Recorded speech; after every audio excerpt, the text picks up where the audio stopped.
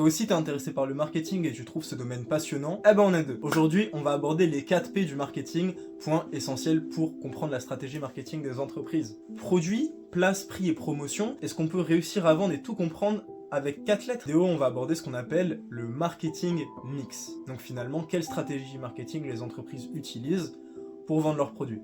Le produit correspond à un besoin, on doit régler une problématique. Ce produit doit être pensé, conçu, produit et commercialisé.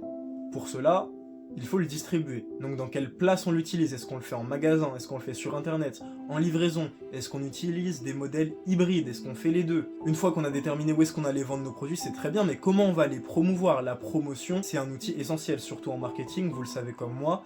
Il faut savoir faire de l'activation client, convertir, c'est super important. Les plus gros budgets sont généralement sur la promotion, on n'est pas sur de la production. Enfin, le P qui est selon moi le plus important, c'est le prix.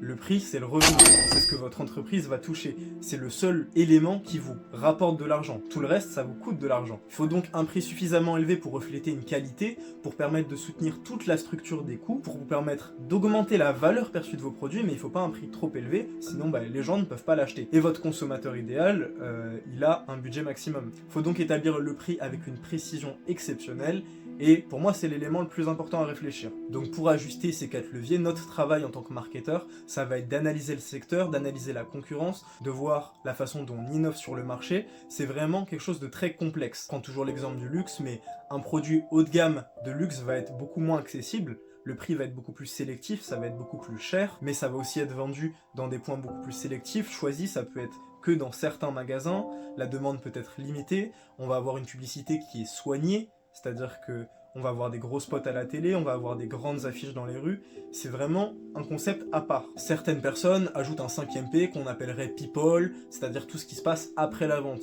Le service client, comment vous vous sentez après, quelles sont vos garanties, même si ça fait aussi partie de la promotion. Certains ajoutent même planète, donc tout ce qui est l'aspect RSE, responsabilité sociale et environnementale, et on est en plein dedans effectivement. Les consommateurs et la Gen Z, nous, avons beaucoup plus de demandes et d'attentes de la part des grandes entreprises au niveau de la responsabilité environnementale. Mais là, on reste vraiment sur de la théorie, on reste sur nos 4 P. Même si on reste dans un monde en constante évolution, les 4 P, ça reste un outil essentiel et très efficace si on souhaite établir une stratégie marketing cohérente et efficace. Chaque P doit être minutieusement réfléchi pour proposer le meilleur au consommateur et que ce dernier apporte un maximum de valeur à l'entreprise. Qu'on soit une petite entreprise en ligne sur des points physiques ou bien un géant d'internet ou un géant des magasins, il faut réfléchir à ces 4 P, voir comment on se positionne. Malgré tout ce qu'on entend, le marketing mix, c'est loin d'être obsolète, c'est un outil en plus pour définir nos stratégies. Faut par contre, là je suis d'accord, l'enrichir et l'adapter au contexte dans lequel on évolue. Et vous, pensez-vous que les 4 P sont toujours autant d'actualité? Pour ma part, je pense que oui, mais commentez, n'hésitez pas à me donner votre avis, ça m'intéresse. Si vous avez d'autres suggestions de thèmes à aborder en marketing, n'hésitez pas à me le dire. Et si ça vous intéresse, abonnez-vous. Et surtout, n'oubliez pas, restez curieux.